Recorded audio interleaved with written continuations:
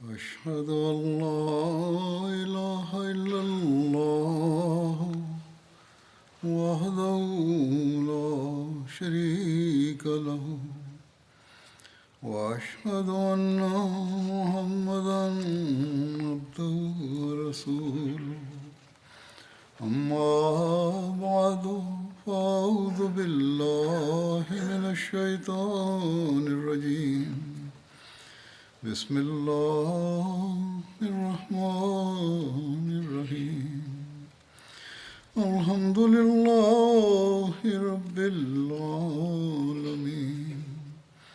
الرحمن الرحيم مالك يوم الدين إياك نعبد وإياك نستعين اهدنا الصراط المستقيم صراط الذين أنعمت عليهم غير المغضوب عليهم ولا الضالين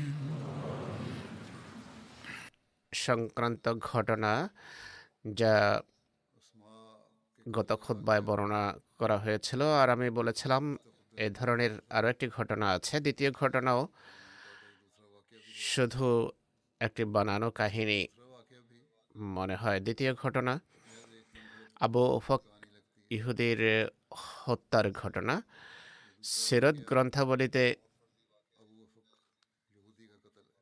আরও একটি কাল্পনিক ঘটনা লিখিত আছে। এর বিস্তারিত বিবরণ হলো,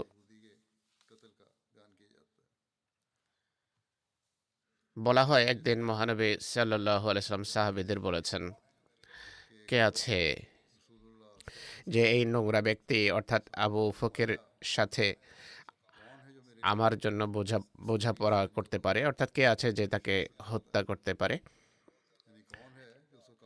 আবু উফক এক অত্যন্ত বয়োবৃদ্ধ মানুষ ছিল।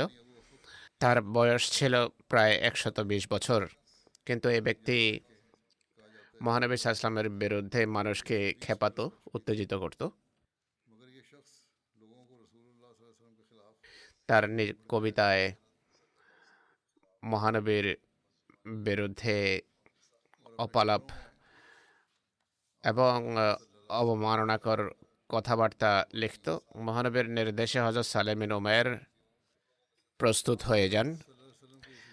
ইনি সেসব লোকের অন্তর্ভুক্ত ছিলেন যিনি নাকি খোদার ভয়ে অনেক বেশি কাঁদতেন। তিনি বদরের যুদ্ধে অংশগ্রহণ করেছেন। তিনি বলেন, আমি মানত করছি যে হয়তো আবু উফককে হত্যা করব বা এই প্রচেষ্টায় আমি নিজে নিহত হব।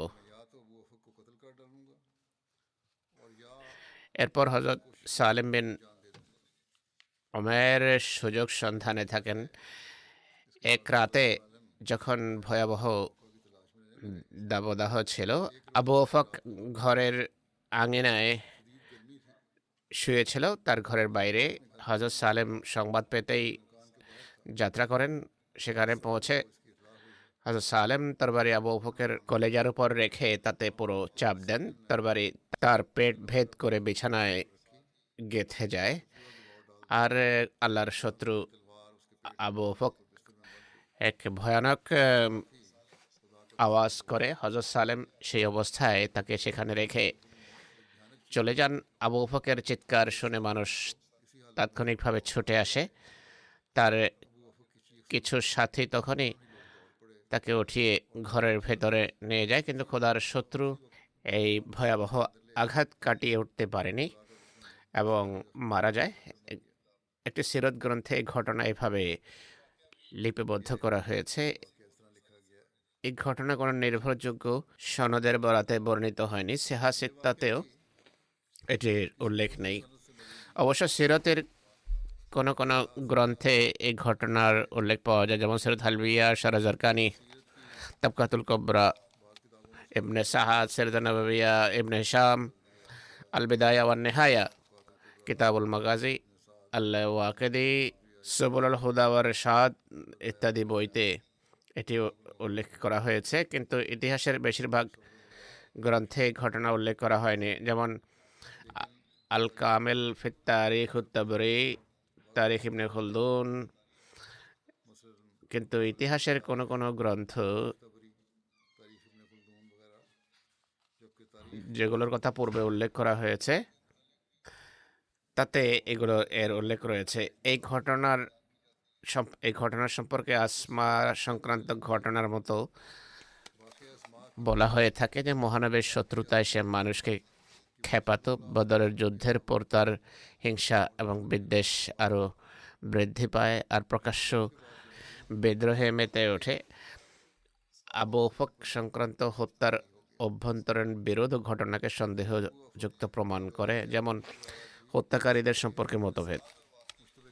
ইবনে সাআদ এবং ওয়াকেদের মতে আবু উফকের হত্যাকারী ছিল সালেম বিন ওমের।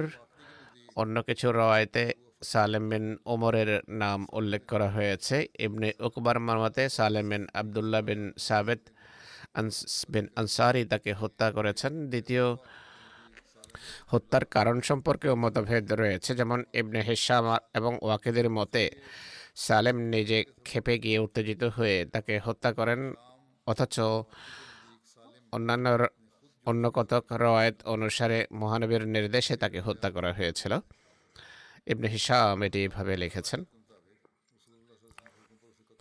ধর্মীয় মতভেদ সম্পর্কে একটা তৃতীয় কথা রয়েছে। ইবনে সাআদের মতে আবু উফক ছিল ইহুদি, কারো কারো মতে এ ব্যক্তি ইহুদি ছিল না।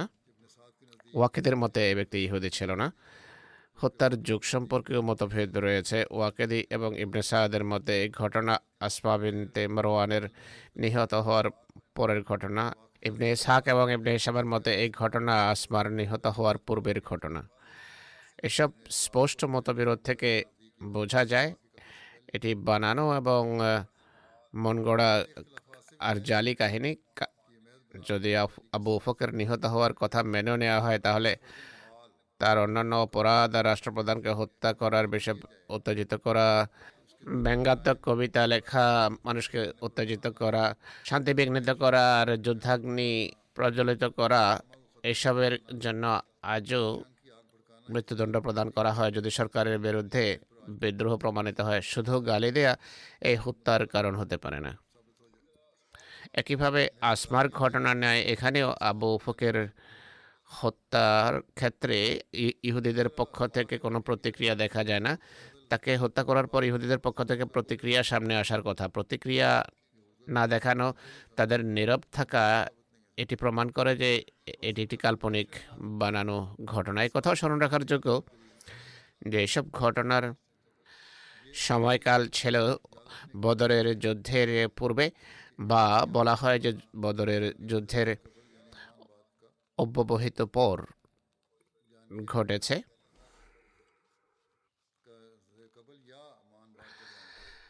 সব ঐতিহাসিক একমত যে ইহুদি এবং মুসলমানদের প্রথম যুদ্ধ হয়েছিল বনু কয়নকার যুদ্ধ। বদরের পূর্বে যদি কিছু ঘটে থাকতো তাহলে তারা এটি ঘটেছে বলে অবশ্যই উল্লেখ করত। আর ইহুদিরা যদি কথা বলতো যে আসমাক আর আবু উফককে হত্যা করে মুসলমানরা প্রথমে পরিবেশ ঘোলাটে করেছে, কিন্তু কোথাও এটি উল্লেখ করা হয়নি যে মদিনার ইহুদিরা এই সমস্ত ঘটনার প্রেক্ষাপটে কোনো প্রশ্নের অবতারণা করেছিল।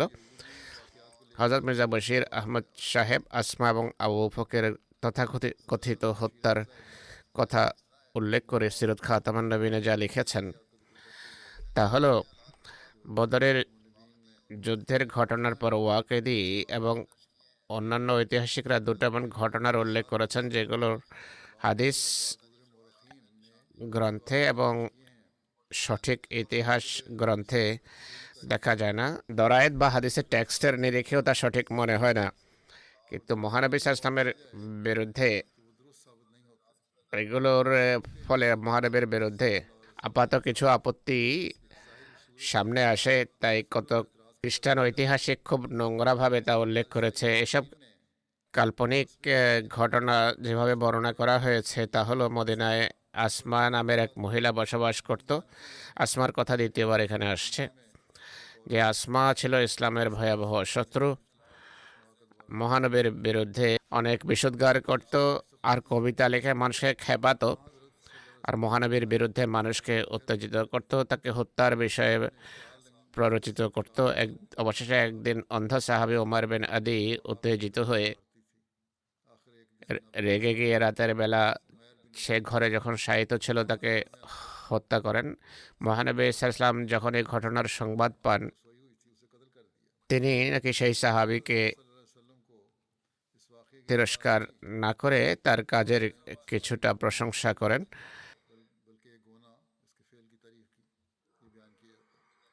মহানবী যে তার কাজের প্রশংসা করেছেন মর্মে বাক্য রয়েছে। এর অর্থ এই নয় যে এই ঘটনা সত্যিই ঘটে থাকবে। আমি পূর্বে প্রমাণ করেছি যে এমন কোনো ঘটনা ঘটেনি। দ্বিতীয় ঘটনা যা বর্ণনা করা হয়েছে তা হলো এক বয়োবৃদ্ধ ইহুদি যার নাম ছিল আবু উফক। সে মদিনায় বসবাস করত। মহানবীর বিরুদ্ধে উত্তেজক বা খেপানিয়া কবিতা লিখত।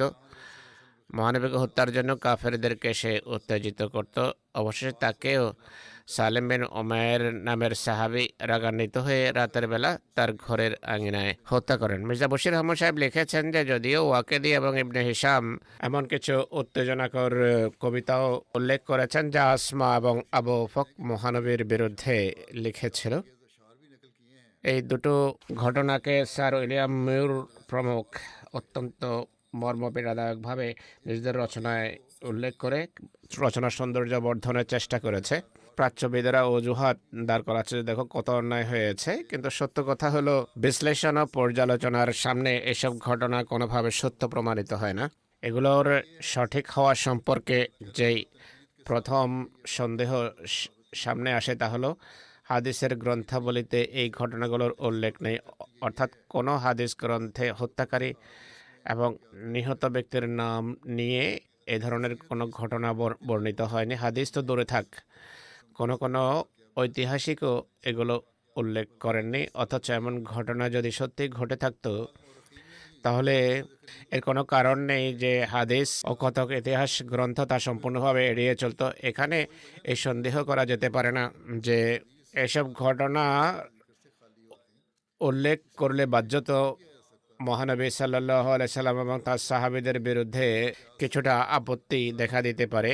তাই মুহাদ্দিস এবং ঐতিহাসিকরা এটি উল্লেখ করা থেকে বিরত থেকেছেন। প্রধানত যে পরিস্থিতিতে এসব ঘটনা ঘটেছে বলে উল্লেখ করা হয় সেই ক্ষেত্রে এটি আপত্তিকর নয়।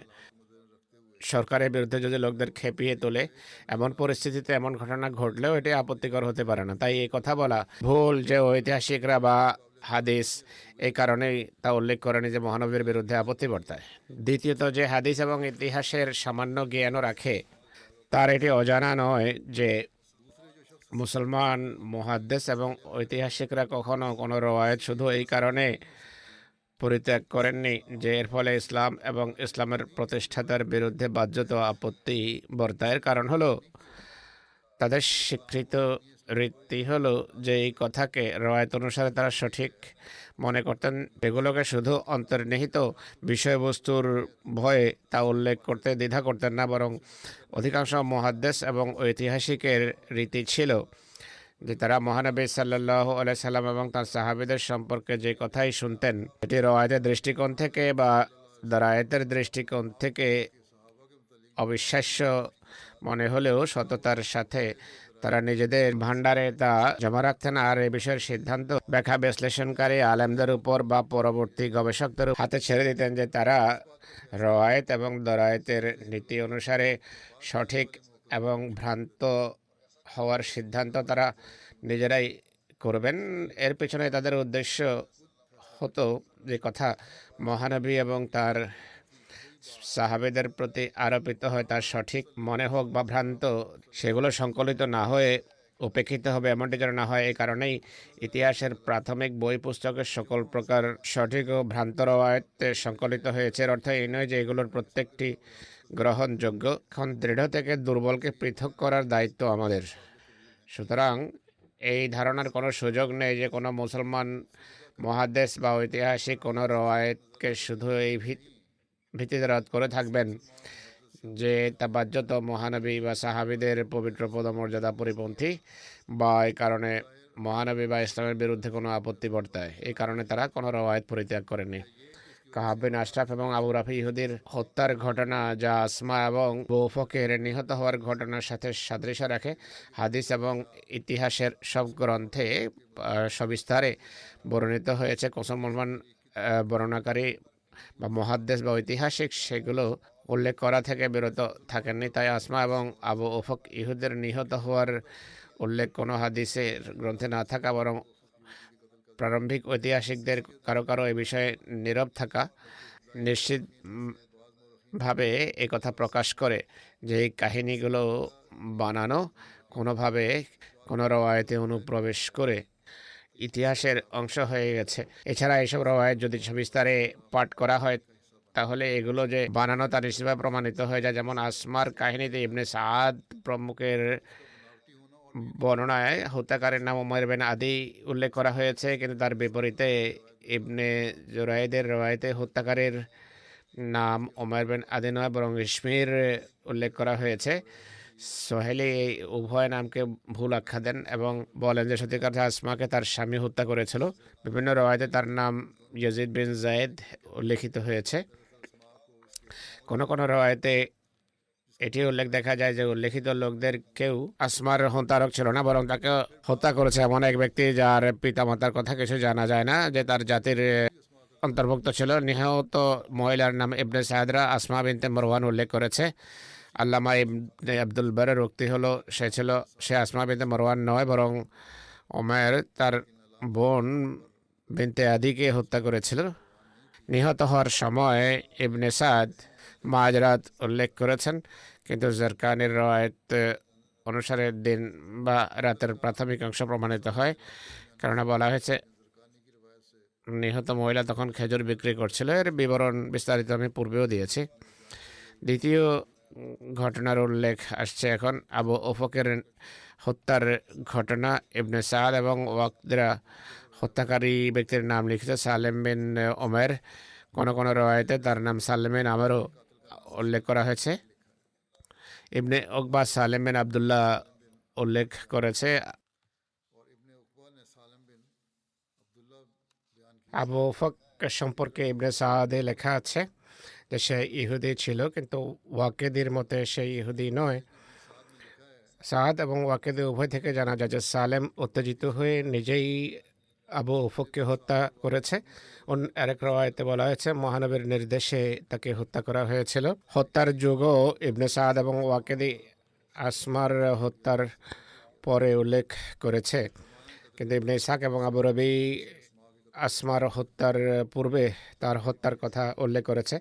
এসব মতভেদের কারণে সন্দেহ সৃষ্টি হয় যে কাহিনী হলো বানানো, বা কোনো সত্য যদি এতে থাকে তাহলে সে সত্য এতটা অজানা যে বলা যায় না যে তা কী এবং কোন প্রকৃতির।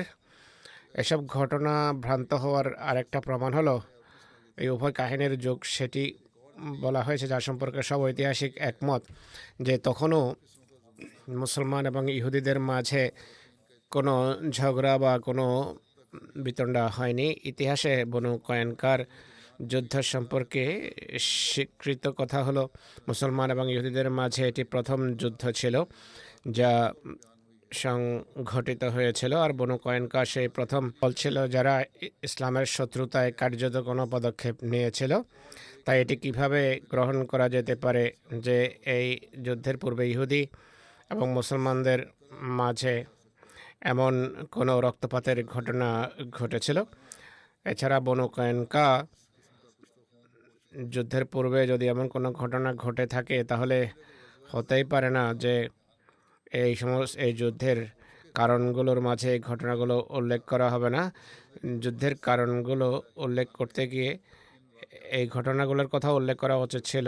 অন্ততপক্ষে এতটা উল্লেখ করা আবশ্যক ছিল যে ইহুদি যারা এসব ঘটনার ভিত্তিতে মুসলমানদের বিরুদ্ধে বাধ্যত আপত্তি উত্থাপন করতে পারত যে মুসলমানরা আমাদের বিরুদ্ধে প্রথমে নিজেরা অশান্তি সৃষ্টি করেছে, তাদের এই সমস্ত ঘটনার সম্পর্কে হতাশ করার কথা। কিন্তু কোনো ইতিহাসে এমনকি স্বয়ং এসব ঐতিহাসিকের গ্রন্থে যারা এই সমস্ত কাহিনীগুলো উল্লেখ করেছেন তাদের কিতাবে এই মর্মে কোথাও এমন কথা উল্লেখিত দেখা যায় না যে মদিনার ইহুদিরা আপত্তি করেছে।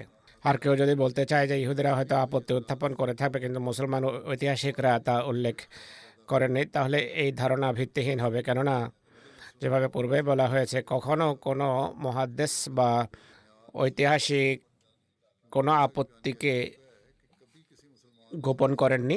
যেমন নাখলা সংক্রান্ত যুদ্ধাভিযানে মক্কার মুশরিকরা যখন মুসলমানদের বিরুদ্ধে এই আপত্তি করে যে মুসলমানরা সম্মানিত মাসের অবমাননা করেছে, মুসলমান ঐতিহাসিকরা পরম সততার সাথে নিজ নিজ পুস্তকে তাদের আপত্তিগুলো তুলে ধরেছে। তো এই ক্ষেত্রে ইহুদিদের যদি কোনো আপত্তি থাকতো তাহলে ইতিহাস কখনো সেটি উল্লেখ করা বাদ দিত না। বস্তুত যে দৃষ্টিকোণ থেকে দেখা হোক না কেন এই কাহিনী সঠিক প্রমাণিত হয় না। আর এমন মনে হয় যে হয়তো কোনো অজানা শত্রু কোনো মুসলমানের প্রতি আরোপ করে এই কাহিনী উল্লেখ করেছে, যা মুসলমানদের বিভিন্ন রওয়ায়েতে অনুপ্রবেশ করেছে, বা কোনো দুর্বল মুসলমান নিজ গোত্রের প্রতি মিথ্যা অহংকার আরোপিত করার জন্য, অর্থাৎ তাদের গোটের সম্পর্কযুক্ত কোনো লোক কোনো ভয়াবহ শত্রুকে হত্যা করেছে। তারা হয়তো এই ধরনের ঘটনা ইসলামে এগুলোর অনুপ্রবেশ ঘটিয়েছে। এই হলো ঘটনার আসল চিত্র।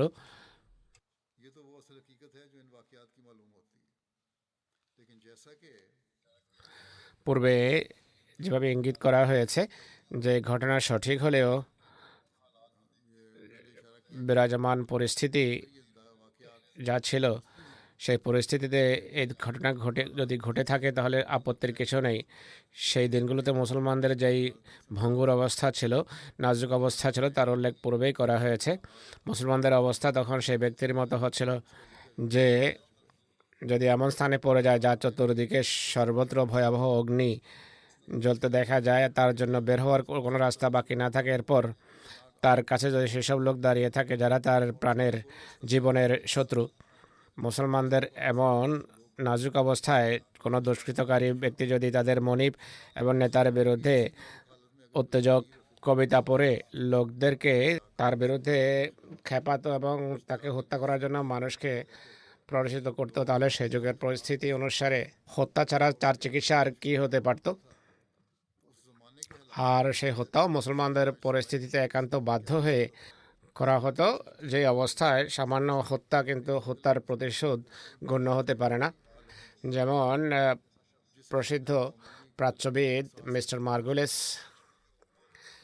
যে সাধারণত বিরোধিতাই করে থাকে মুসলমানদের, এই ঘটনার ক্ষেত্রে মুসলমানদেরকে তিরস্কারের যোগ্য আখ্যা দেন না।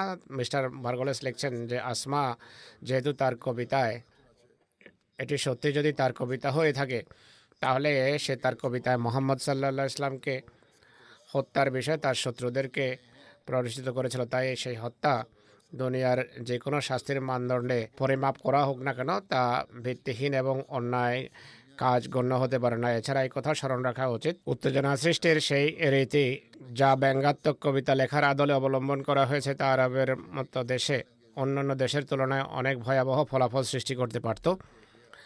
আর শুধু অপরাধীকেই যে হত্যা করা হয়েছে এটি আরবের রীতি অনুসারে অনেক বড় একটি সংশোধনমূলক পদক্ষেপ ছিল, কেননা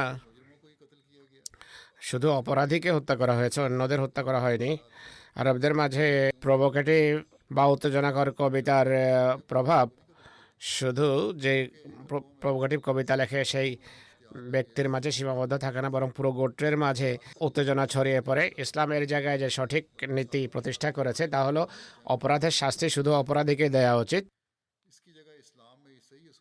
তার আত্মীয় স্বজনকে নয়। মিস্টার মার্গুলেস এর যদি এই সমস্ত হত্যাকারীদের সম্পর্কে কোনো আপত্তি যা রয়েছে তা হলো তাদের অপরাধের রীতিমতো ঘোষণা করে নিয়ম অনুসারে কেন তাদের শাস্তি দেওয়া হয়নি। এর প্রথম উত্তর হলো সেসব ঘটনাকে যদি সঠিকও মনে করা হয় তাহলে তা কতক মুসলমানের একান্ত ব্যক্তিগত কাজ ছিল যা চরম উত্তেজিত অবস্থায় প্রকাশ পেয়েছে। তাদের পক্ষ থেকে মহানবী এই হত্যার নির্দেশ দেননি, যেভাবে ইবনে সাদের বর্ণনা থেকে স্পষ্টভাবে তা প্রমাণিত হয়। দ্বিতীয়ত, মহানবীর নির্দেশে যদি এটিকে মনে করা হয়, তাহলে সেই যুগে বিরাজমান পরিস্থিতি এমন ছিল যে যদি আসমা এবং আবু বকরের হত্যা সম্পর্কে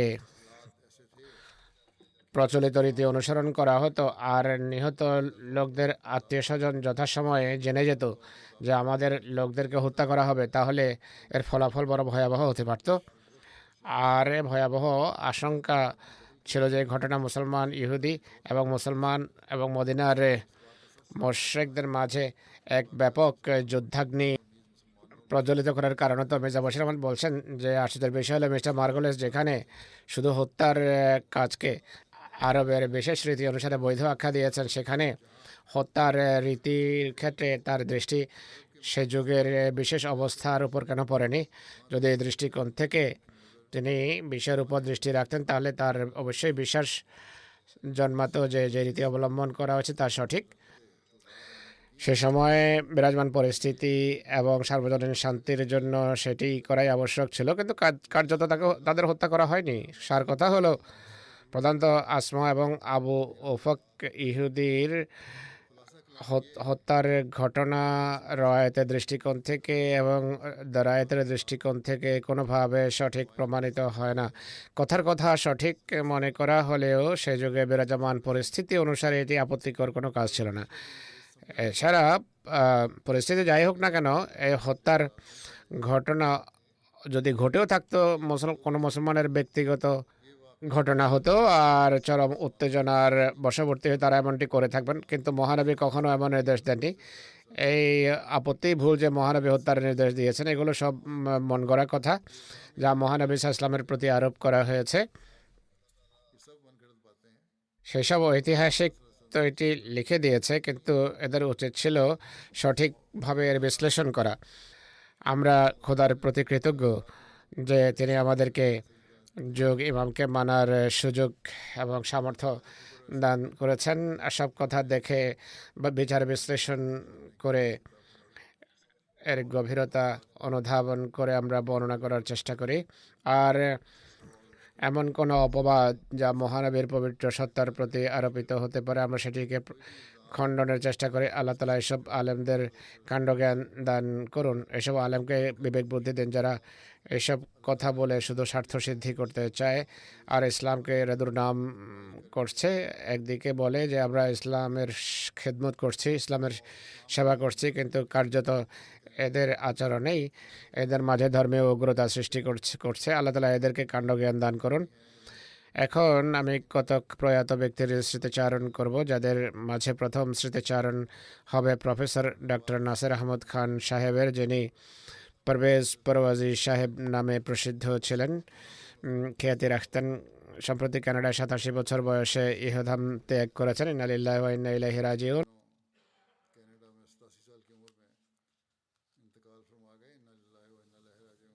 কাদিয়ানে তিনি জন্মগ্রহণ করেছেন। তার পিতা জনাব আহমদ খান নাসিম সাহেব জামাতের মোবাল্লিক ছিলেন। এরপর দীর্ঘকাল নাজির ইসলাহ ইরশাদ মুকামে ছিলেন।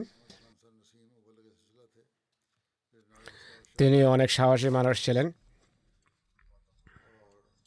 বিভিন্ন জামাতকে তিনি সুসংগঠিত করেছেন। মায়ের নাম ছিল রহমত বিবি।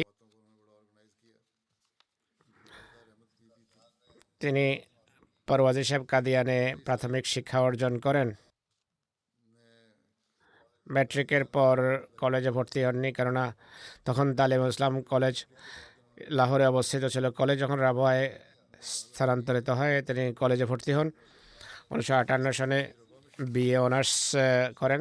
1960 সনে ইউনিভার্সিটি ওরিয়েন্টাল কলেজ থেকে এমএ করেন। 68 সনে পাঞ্জাব বিশ্ববিদ্যালয়ে পিএইচডি করেন।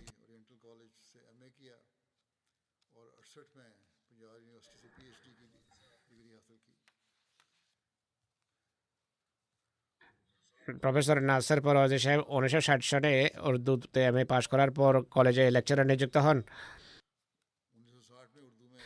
শিক্ষকতা আরম্ভ করেন মুজাফরগড়ের সরকারি কলেজ থেকে। সাহিত্যের বিভিন্ন কর্মে অংশ নেন। আলফাজুল মেসবা খালেদ প্রভৃতি পত্রিকায় তার প্রবন্ধ ছাপত। কবিতা লেখার দিকেও গভীর আকর্ষণ ছিল তার, ভালো কবিতা লিখতেন তিনি। রাবওয়ায় যখন তালিম ইসলাম কলেজ স্থানান্তরিত হয় 1961 সনে জীবন উৎসর্গ করেন, রাবওয়া চলে আসেন। 1969 সন পর্যন্ত লেকচারার হিসাবে কাজ করেন। 69 থেকে 75 পর্যন্ত রাবওয়ার তালিম ইসলাম কলেজে উর্দু বিভাগের বিভাগীয় প্রধান নিযুক্ত হন। জাপানের ওসাকা বিশ্ববিদ্যালয়ে 1975 থেকে 1979 পর্যন্ত ফরেন স্টাডিজের ভিজিটিং প্রফেসর নিযুক্ত হন। সেখানে অবস্থানকালে পাকিস্তান জাপানের সম্পর্ক উন্নয়নের অনেক চেষ্টা করেন। টোকিওতে জামাত প্রতিষ্ঠার ক্ষেত্রেও তিনি সাহায্য করেছেন। 1979 সনে ফিরে আসেন। এরপর কলেজ যখন জাতীয়করণ করা হয়, পাকিস্তানের বিভিন্ন কলেজে অ্যাসিস্ট্যান্ট প্রফেসর হিসাবে শিক্ষকতা করেন। 86 থেকে 90 পর্যন্ত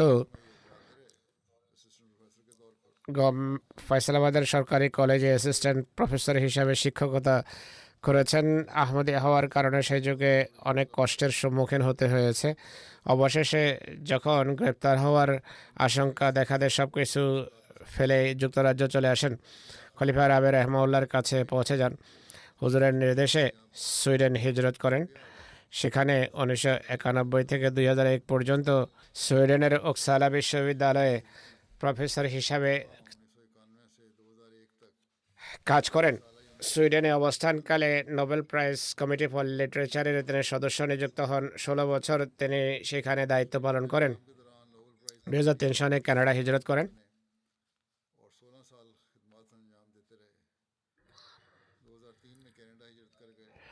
সাহিত্য ও শিক্ষার ময়দানে তার নাম অনেক পরিচিত এবং জানা। তার স্ত্রী আব্দুল মজিদ সাহেবা বলেন,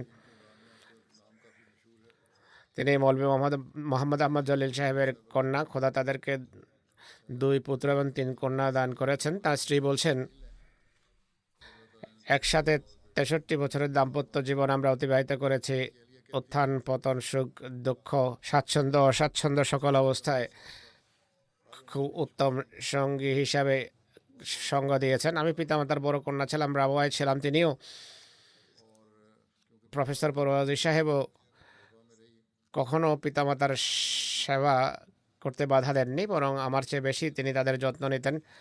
সব আত্মীয় স্বজনের সাথে, অর্থাৎ আমার শ্বশুর পক্ষের সব আত্মীয় স্বজনের সাথে তার ব্যবহার ছিল আদর্শ।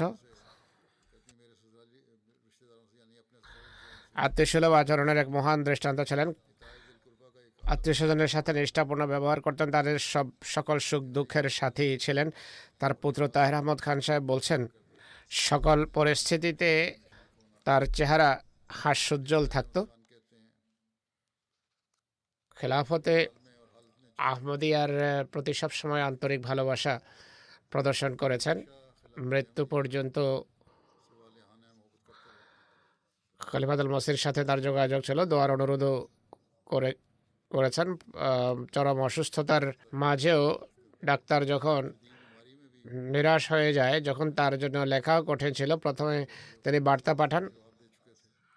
এরপর কয়েকবার বড় কষ্ট করে বিছানায় শুয়ে শুয়ে পত্র লিখে আমাকে দেওয়ার জন্য পাঠাতেন। বড় নিষ্ঠা এবং বিশ্বস্ততার সম্পর্ক ছিল খেলাফতের সাথে। জাপানে অবস্থানকালে তার পুত্র লিখছেন এই কথা, জাপানে অবস্থানকালে আমার পিতা এনসাইক্লোপিডিয়া উপহার পেয়েছেন। সেটি সেই যুগে অনেক বড় পুরস্কার গণ্য হতো। খেলাফত লাইব্রেরিকে তিনি তা ডোনেট করেন।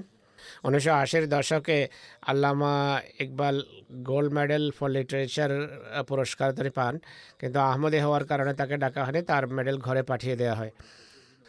তার কন্যা আমতুল ওয়াদুদ বলছেন, আমার পিতার কোরআনের প্রতি গভীর ভালোবাসা ছিল। বিনা ব্যতিক্রমে প্রত্যেক দিন কোরআনের এক পারা তেলাওয়াত করতেন। কোনো বিষয়ে বা কোনো বক্তৃতার জন্য কোনো রেফারেন্সের প্রয়োজন হলে নিমেষেই বলে দিতেন যে অমুক সূরার অমুক আয়াত দেখো। আমাদের পিতা আমাদেরকে খেলাফতের প্রতি ভালোবাসা শিখিয়েছেন, আত্মবিশ্বাস সৃষ্টি করেছেন, যেন আমরা মনের কথা বলতে পারি আর খলিফা ওয়াক্তের সাথে সুসম্পর্ক গড়ে তুলতে পারি। তার দ্বিতীয় কন্যা সাদিয়া বলছেন, আমার পিতা খেলাফতের প্রতি নিবেদিত প্রাণ এক মানুষ ছিলেন। সবসময় তার কথা ও আচার আচরণে আহমদিয়া খেলাফতের জন্য সুগভীর ভালোবাসা এবং শ্রদ্ধা আমরা লক্ষ্য করেছি। সবসময় আমরা দেখতাম যে আমাদের পিতা সব কাজের পূর্বে খলিফাতুল মসিহকে পত্র লিখতেন, দোয়ার অনুরোধ করতেন। আর অসুস্থতার সময় শেষ দিনগুলোতেও ডাক্তার যখন আশঙ্কা ব্যক্ত করে, নৈরাশ্যজনক কথাবার্তা বলে, ডাক্তারের কামরা থেকে বের হতেই তিনি আমাকে বলেন, কাগজ এবং কলম নিয়ে আসো। দুর্বল কম্পমান হাতে দোয়ার জন্য পত্র লেখেন, যা আমি পূর্বে উল্লেখ করেছি যে এবার কষ্ট করে পত্র লিখেছেন। অনেক বেশি সদকা খয়রাত করতেন, যত টাকা আসতো সদকায় দিয়ে দিতেন। তার দহিত্রী নায়লা মাহমুদ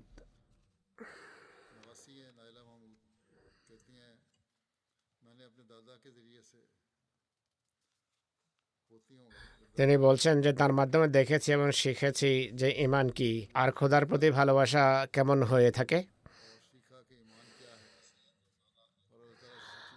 অর্থাৎ দহিত্রী যদি হন তাহলে তার নানা হবেন তিনি, মুজাফর মাহমুদ তার পিতা।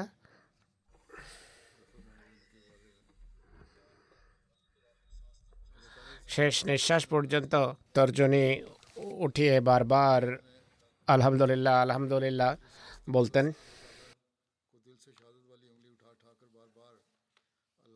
শেষ নিঃশ্বাস পর্যন্ত আলহামদুলিল্লাহ পড়তে থাকেন। তার ভালোবাসা দেখে আমার হৃদয়ে কোরআনের প্রতি, খেলাফত এবং আল্লাহর প্রতি তার যেমন ভালোবাসা ছিল, সেই ভালোবাসা যেন আমার হৃদয় সৃষ্টি হয়। আল্লাহ তালা তার প্রতি রহমত করুন, মাগফিরাত করুন। তার সন্তান সন্ততিকে আল্লাহ তালা তার পুণ্য ধরে রাখার তৌফিক দান করুন। দ্বিতীয় জানাজা শরীফ আহমদ ভাট্টি সাহেবের, যিনি আমির খান সাহেবের পুত্র। সম্প্রতি 88 বছর বয়সে তিনি ইহধাম ত্যাগ করেছেন। ইন্না লিল্লাহি ওয়া ইন্না ইলাইহি রাজিউন। তিনি মুফতি ছিলেন। তাঁরা বর্তমানে তিনি স্ত্রী ছাড়াও 2 পুত্র এবং 2 কন্যা রেখে গেছেন। এক পুত্র কেন্দ্রে কাজ করছেন, দ্বিতীয় পুত্র তাহের আহমদ ভাট্টি সেরালিওনে জামাতের মুরব্বী হিসেবে দায়িত্ব পালন করছেন। তার পুত্র তাহের ভাট্টি সাহেব বলছেন, আমার পিতা বলতেন, পণ্ডিত লেখরামের নিহত হওয়া সংক্রান্ত ভবিষ্যৎবাণী যখন পূর্ণ হয় তখন তার পিতা আমির খান সাহেব স্বল্প বয়স্ক যুবক ছিলেন। তার কথা অনুসারে ভবিষ্যৎবাণী পূর্ণ হওয়ার ফলে তার হৃদয়ে আহমদিয়তের সত্যতা গ্রথিত হয়, কিন্তু বয়সের স্বল্পতার কারণে কাদিয়ান যাওয়া ও বয়াত করা থেকে বঞ্চিত থাকেন। পরে খলিফাতুল মসিহ আউয়ালের হাতে বয়াত করে আহমদিয়া মুসলিম জামাতভুক্ত হন। 1974-এ যে নৈরাজ্য দেখা দেয় এবং বিরোধিতাপূর্ণ পরিস্থিতি সৃষ্টি হয়, তখন তিনি লালিয়া থাকতেন। সেখান থেকে রাবুয়া এসে যান, টেক্সটাইল মিলে কাজ করতেন। কখনো আহমদিয়ত গোপন করেননি। যেখানেই যেতেন প্রথম দিনের লোকদেরকে বলে দিতেন যে আমি একজন আহমদি, যদি আমার সাথে সম্পর্ক রাখতে হয় রাখো, কেননা আহমদি হিসেবেই আমি নিজের পরিচয় দেব। তার ভাই লতিফ আহমদ সাহেব জার্মানিতে থাকতেন। তিনি বলেন, টেক্সটাইল মিলে চাকরি করতেন। আহমদিয়তের এক শত্রু তার বিভাগে আসে এবং বলে যে আমি জানতে পেরেছি তুমি আহমদি। তিনি বলেন, হ্যাঁ আমি আহমদি। সে হযরত মসিহে মওদের বিরুদ্ধে নোংরা ভাষা প্রয়োগ করা আরম্ভ করে, গালি দেয়। তিনি বলেন, মিলে হয়তো তুমি থাকবে, না হয় আমি। আর সে মিলের মালিককেও উত্তেজিত করার চেষ্টা করে। তিনি দোয়ায় লেগে যান যে হে আল্লাহ, তোমার পবিত্র মসজিদের খাতিরে সাহায্য করো, আর এই ব্যক্তি দুষ্কৃতিকে ব্যর্থ করো। কিছুদিন পর একজন কর্মচারী এসে তাকে বলে, যে ব্যক্তি আপনার সাথে দুর্ব্যবহার করছিল সে মিলের বাইরে দুশ্চিন্তাগ্রস্ত বসে আছে। মিলের মালিক এক পারচেজে তার চুরি ধরেছে এবং মিল থেকে তাকে বের করে দিয়েছে। তিনি তাহাজ্জুদ গুজার ছিলেন, 5 বেলায় নিয়মিত নামাজ পড়তেন, সবসময় দোয়ায় রত থাকতেন। জামাতের বই পুস্তক অনেক বেশি পড়তেন। অবসরের পর আরও অনেক বেশি পড়া আরম্ভ করেন। সবসময় জামাতের কোনো না কোনো বই তার বালিশের পাশে থাকতো।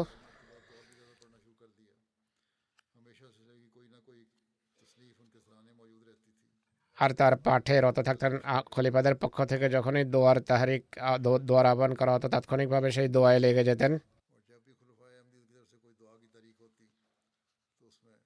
দরুদ অনেক বেশি পড়তেন। তার পুত্র বলছেন, আমি যখন ষষ্ঠ শ্রেণীতে ছিলাম আমাকে বলতেন স্কুল যাওয়া আসার পথে দরুদ শরীফ পড়ো। ভাটি সাহেব নিজের পন্থা ছেলেকে বলেন, আল্লাহর ফজলে আমি দিনে 1000-এর অধিক বার দরুদ শরীফ পাঠ করি। আল্লাহ তাআলা তার প্রতি মাগফিরাত করুন, কৃপা করুন, তার সন্তান সন্ততিকে তার পুণ্য ধরে রাখার তৌফিক দান করুন। পরবর্তী স্মৃতিচারণ প্রফেসর আব্দুল কাদের ডারি সাহেবের, যিনি নবাব শাহের সাবেক আমির ছিলেন। 92 বছর বয়সে ইহধাম ত্যাগ করেন। ইন্না লিল্লাহি ওয়া ইন্না ইলাইহি রাজিউন। তিনি এক পুত্র এবং 5 কন্যা রেখে গেছেন। তার পুত্র সমর আহমদ সাহেব লিখছেন, আমাদের বংশে আহমদিয়তের সূচনা তার পিতা রইস মোহাম্মদ মুকিম খান ডাহরি সাহেবের মাধ্যমে হয়। আব্দুল কাদের সাহেব খুবই সাহসী এবং নিষ্ঠাবান মানুষ ছিলেন। তার পুত্র বলছেন, সমাজের নিষ্পেষিত শ্রেণীর সাথে উঠা বসা করতে কখনো লজ্জাবোধ করতেন না। সেখানকার রীতি অনুসারে কোনো দরিদ্র মানুষকে সাথে বসানোকে অনেক বড় দোষের কারণ মনে করা হয়। বিশ্ববিদ্যালয়ে সিন্ধি ভাষায় MA করেন। সে যুগে সিন্ধুতে শিক্ষা প্রতিষ্ঠানের ঘাটতি ছিল। তখন শিক্ষার আগ্রহের কারণে হায়দ্রাবাদে একটি কলেজে লেকচারার হিসাবে তিনি চাকরি আরম্ভ করেন। তার আগ্রহ দেখে সেখানকার প্রিন্সিপাল তাকে বলেন, নওয়াবশাহতে একটি শিক্ষা প্রতিষ্ঠান আরম্ভ করুন আর সেখানে আপনি ক্লাস আরম্ভ করুন। ক্লাস খোলা হয়, এরপর সেটি কলেজ হয়ে যায় এবং অনেক উন্নতি করে। সিন্ধুর প্রসিদ্ধ কলেজগুলোর মাঝে তা গণ্য হয় তার পরিশ্রমের কারণে।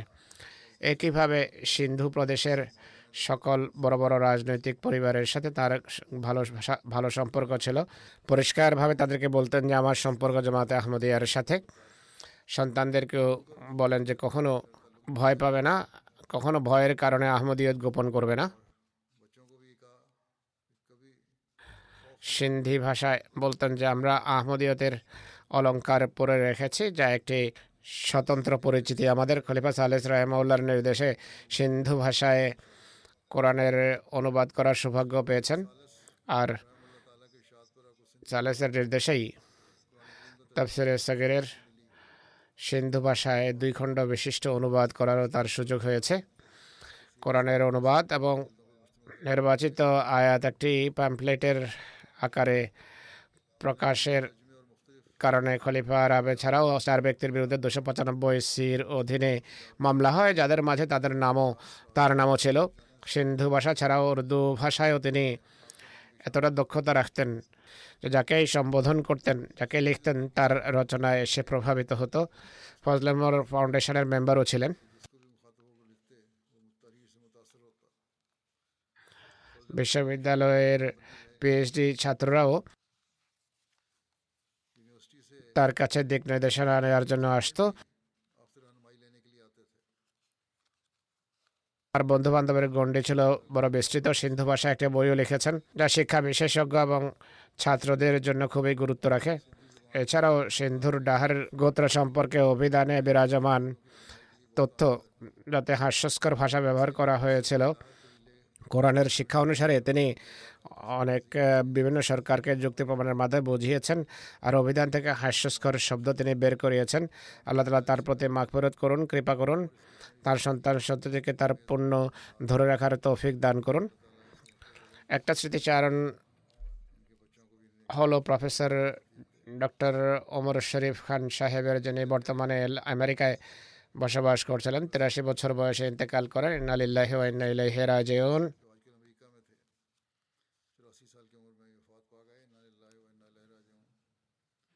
আল্লাহর কৃপায় তিনি মুফতি ছিলেন। 1939 সালে তানজানিয়ায় তার জন্ম হয়। তার বংশে আহমদিয়ত তার পিতা ডক্টর হাবিবুল্লাহ খান সাহেবের মাধ্যমে আসে, যিনি তানজানিয়ায় আহমদিয়ত গ্রহণ করেছিলেন। প্রাথমিক শিক্ষা কাদিয়ানেই তিনি অর্জন করেন।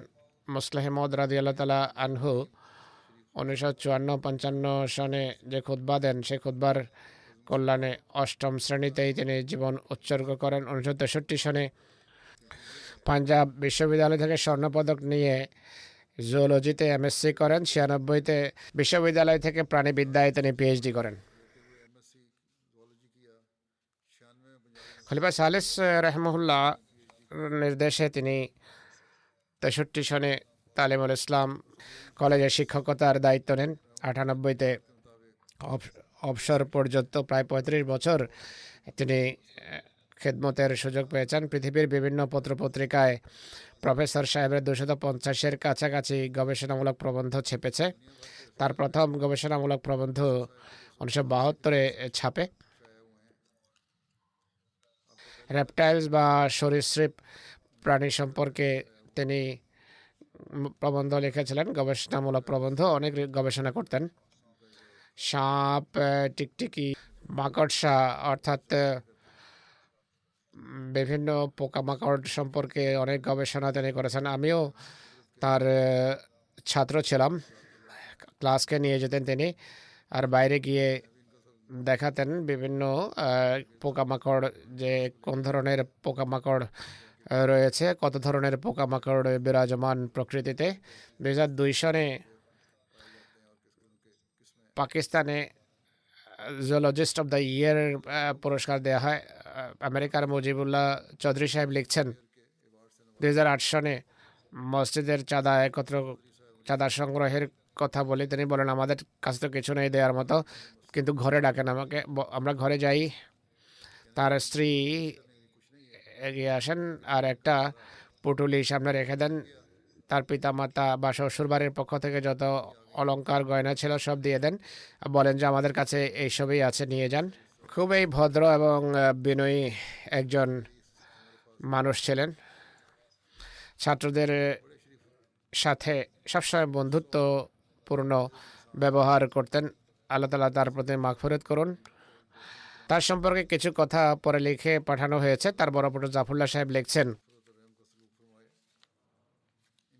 আমেরিকা এবং কানাডা থেকে কিছু বিজ্ঞানী রাবোয়ায় তার সাথে দেখা করতে আসে, শরীফ খান সাহেবের সাথে দেখা করতে আসে। বিজ্ঞানীদের উক্তি অনুসারে পাকিস্তানে সরীসৃপ বিদ্যায়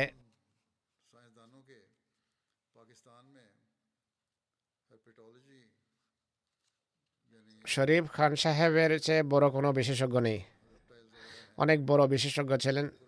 তার পুত্র রাশেদ জুবের সাহেব বলছেন, যৌবন থেকেই তাহাজ্জুদে অভ্যস্ত, নামাজ রোজায় নিয়মিত, মসজিদ কমরে তিনি নামাজও পড়াতেন।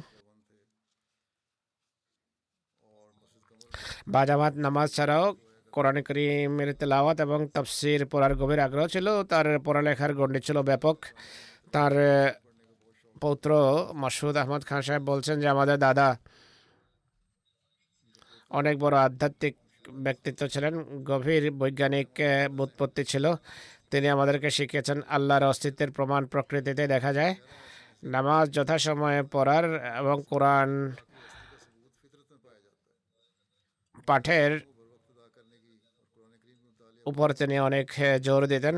আহমদিয়া খেলাফতের প্রতি অনেক বেশি ভালোবাসা ছিল তার। সবসময় খলিফা ওয়াক্তকে তিনি পত্র লিখতেন, আর খুতবা শোনার প্রতি তার নিজেরও মনোযোগ ছিল, ঘরের লোকদেরও সবসময় মনোযোগ আকর্ষণ করতেন। আল্লাহ তাআলা তার সন্তান সন্ততির মাঝে তার পুণ্য ধরে রাখার সন্তান সন্ততিকে তৌফিক দান করুন।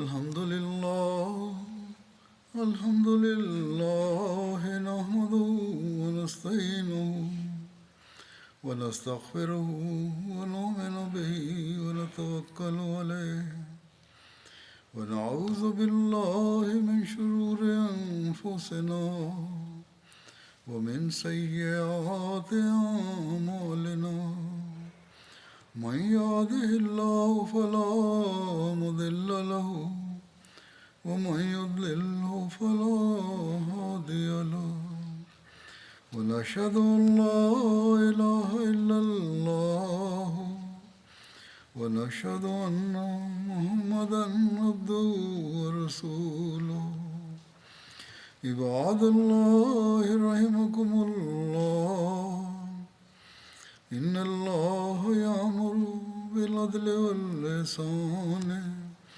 وإيتاء ذي القربى وينهى عن الفحشاء والمنكر والبغي يعظكم لعلكم تذكرون اذكروا الله يذكركم وادعوه يستجب لكم ولذكر الله أكبر